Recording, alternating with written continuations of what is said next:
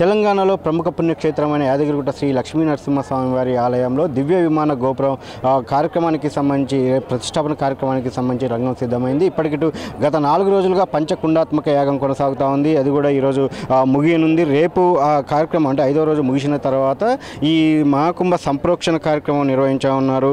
దీనికి సంబంధించి దివ్య విమాన గోపురం ఏదైతే ఇటు గత అంటే ఆలయ పునరుద్ఘాటన అయినప్పటి నుంచి కూడా విమాన గోపురం మొత్తం కూడా స్వర్ణతాపడం పనులు పూర్తి కాకపోవడంతో ఆ రోజు కార్యక్రమం పూర్తిగా చేయలేదు. అంటే ఈ విమాన గోపురాన్ని ఆవిష్కరించలేదు. దీనికి సంబంధించి ఇప్పుడు మొత్తం స్వర్ణతాపడం పూర్తి కావడంతో ఇటు మహాకుంభాభిషేక సంప్రోక్షణ కార్యక్రమాలు నిర్వహించి ఆ తర్వాత రేపు ఈ కార్యక్రమం నిర్వహిస్తున్నారు. రేపు 11:45 స్వర్ణ విమాన గోపురం మహాకుంభాభిషేక కార్యక్రమాన్ని నిర్వహిస్తూ ఉన్నారు. అయితే ఇటు ఈ యాదగిరిగుట్ట దేవస్థాన గోపురం ఒక దేశంలోనే ఎత్తైన స్వర్ణ గోపురంగా కూడా రికార్డులకు ఎక్కిందని చెప్పవచ్చు.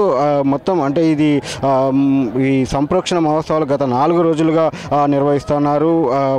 దీనికి సంబంధించి ఏదైతే గతంలో అనుకున్నటువంటి ఆలయ పునరుద్ఘాటన సమయంలోనే దీన్ని అనుకున్నప్పటికీ కూడా ఇటు భక్తుల నుంచి బంగారం పెద్ద సంఖ్యలో అంటే ఆశించిన మేరకు రాకపోవడంతో కొంతమేర దీన్ని వాయిదా వేసుకుంటూ వచ్చారు. ప్రస్తుతానికి కూడా కేవలం మొత్తం 68 కిలోల బంగారు తాపడం అనేది 68 కిలోల బంగారం అవసరం ఉన్నప్పటికీ కూడా కేవలం 16 కిలోలు మాత్రమే భక్తుల నుంచి రావడంతో మిగిలిన బంగారం అంతా కూడా దేవాలయ అధికారులే స్వయంగా దేవాలయ నుంచి కొనుగోలు చేయడం జరిగింది. కొనుగోలు చేసిన తర్వాత ఈ కార్యక్రమ పనులు వేగం అందుకున్నాయని చెప్పవచ్చు. ఇటు స్వర్ణ విమాన గోపురం ఎత్తు 50.5 అడుగులు కాగా ఇటు గోపురం వైశాల్యం 10,759 చదరపు అడుగులుగా ఉంది. గోపురానికి స్వర్ణ తాపడానికి మొత్తం 68 కిలోల బంగారాన్ని ఉపయోగించారు. డిసెంబర్ 1, 2024 స్వర్ణ తాపడం పనులు ప్రారంభిస్తే ఇటు ఫిబ్రవరి 18, 2025 తాపడం కవచాల బిగింపు పనులు పూర్తయ్యాయి.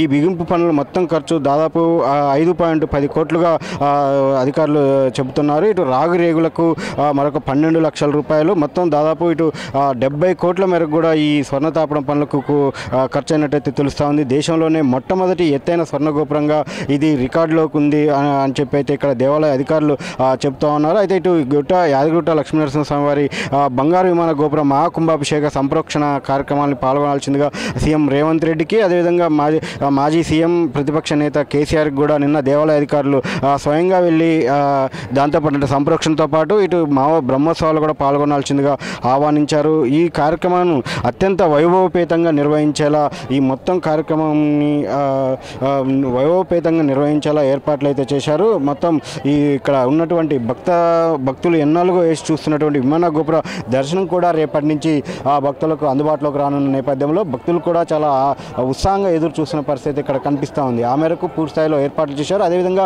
రేపు ఈ సంప్రోక్షణ మహోత్సవం నేపథ్యంలో భక్తులకు దర్శనాలు కూడా నిలిపివేశారు. మొత్తం ఉదయం నుంచి కూడా సాయంత్రం వరకు ఈ దర్శనాలు నిలిపిపోతాయని భక్తులు ఎవరు కూడా అంటే కిందే మాత్రమే వాళ్ళకి తగిన ఏర్పాట్లు చేయడం జరిగింది. వాహనాలు కూడా అనుమతించకుండా దేవాలయంపైకి ఎవరైతే వస్తారో వాళ్ళకి కేవలం దేవాలయ శాఖ నుంచి బస్సులు మాత్రమే అనుమతించేలా ఇక్కడ తగిన ఏర్పాట్లు అయితే చేశారు.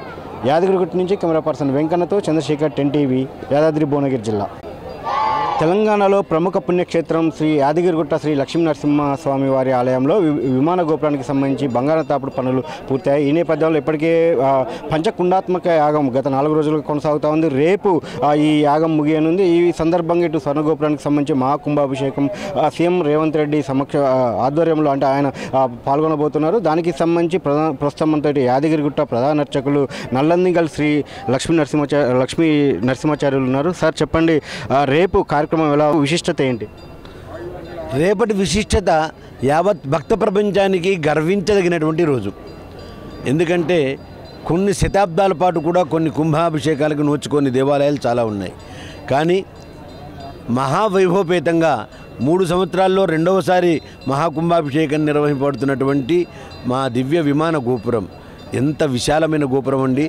51 అడుగు విమానము, ఆ తదుపరి స్వామివారి దివ్య సుదర్శనం 6 అడుగులు, ఆ తర్వాత ఆయా విస్తారంలో సువిశాలం సుదీర్ఘము మహాసుదర్శనమైనటువంటి గోపురాన్ని రేపు తెలంగాణ రాష్ట్ర ముఖ్యమంత్రి వర్యులు శ్రీమాన్ యనుమల రేవంత్ రెడ్డి గారు సతీ సమేతంగా విచ్చేసి మహాకుంభాభిషేకాన్ని వారి యొక్క అధ్యక్షతలో వానమామలై పీఠాధీశ్వరుడైనటువంటి మధురకవి రామానుజీయర్ స్వామి వారి యొక్క ఆజ్ఞానువర్తనంగా వారి మంగళాశాసనపూర్వకంగా మా ప్రధాన అర్చకత్వంలో మహాకుంభాభిషేకం జరిపి ముఖ్యమంత్రి గారు యావత్ భక్త ప్రపంచానికి కూడా ఈ వృషభ లగ్న పుష్కరాంశ శుభముహూర్త కాలంలో భక్త జనానికి అంకితం చేస్తారు. ఇది స్వర్ణయుగంగా మేము భావిస్తున్నాం. పంచకుండాత్మకంగా జరిగే మహాయాగంలో 108 మంది ఋత్విక్కులు వేద పురాణ దివ్య ప్రబంధాది మహాపారాయణాలన్నీ కూడా పారాయణం చేసి మహాయంత్రానికి అభయ వరప్రదానికి మహాశక్తి సమన్వితంగా ఈ పూజా కార్యక్రమాలు నిర్వహణ చేస్తున్నారు. స్వామివారి దర్శనం ఒక్క క్షణం, వరం మరుక్షణం ఇచ్చేటువంటి దేవాది దేవుడిగా యాదాద్రి లక్ష్మీనరసింహ స్వామివారికి ఈ కుంభాభిషేక మహోత్సవం జరుగుతోంది. ఎన్ని గంటలకు రేపు ఉదయం ఈ కార్యక్రమం ప్రారంభమవుతుంది, ఎన్ని గంటలకు ముగుస్తుంది? ఖచ్చితంగా విమాన గోపురంకి సంబంధించిన కార్యక్రమం ఎన్ని గంటలకు చేస్తారు? తెల్లవారుజామున 3 గంటలకు సుప్రభాతంతో మొదలవుతుంది. నిత్య పూజా కైంకర్యాలు, అభిషేకాలు, అర్చనలు జరగగానే స్వామివారు యాగశాలకు వేంచేస్తారు. 8 నుంచి 9:30 వరకు కూడా మహాపూర్ణాహుతి కార్యక్రమం జరుగుతుంది. 9:30 తర్వాత బాజా భజంత్రీలతో సకల రాజ లాంఛనాలతో రథ గజ తురగ పదాతి గళాల ద్వారా జయధ్వనాలతో మహామూర్తి కుంభం న్యాసం చేసి ఆ ఆలయ శిఖరానికి వెళ్ళటం జరుగుతుంది. వెంటనే 11:45 వృషభ లగ్న పుష్కరాంశ శుభముహూర్త కాలంలో ఈ మహాకుంభాభిషేకం వానమామలేజీర స్వామివారి మంగళాశాసనంతో మా ప్రధాన అర్చకత్వంలో రాష్ట్ర ముఖ్యమంత్రి వారి యొక్క ఆజ్ఞానువర్తనంగా ఈ కార్యక్రమం నిర్వహింపబడుతుంది. ఇది మొత్తానికి మాత్రం చూడవచ్చు, విమాన గోపురం దివ్య విమాన గోపుర ప్రతిష్టాపనకి సంబంధించి రేపు కార్యక్రమం నిర్వహించేందుకు అన్ని ఏర్పాట్లు చేయడం జరిగింది. గత 4 రోజులుగా పంచకుండాత్మక యాగం నిర్వహిస్తూ ఉన్నారు. ఈరోజు 4వ రోజు, ఈరోజు రేపు 5వ రోజు ముగిసిన తర్వాత ఈ కార్యక్రమం సీఎం రేవంత్ రెడ్డి దంపతుల సమక్షంలో ఈ కార్యక్రమం నిర్వహిస్తా అని చెప్పి కూడా ప్రధాన అర్చకులు చెప్తా ఉన్నారు. యాదగిరిగుట్ట నుంచి కెమెరా పర్సన్ వెంకన్నతో చంద్రశేఖర్, 10 టీవీ, యాదాద్రి భువనగిరి జిల్లా.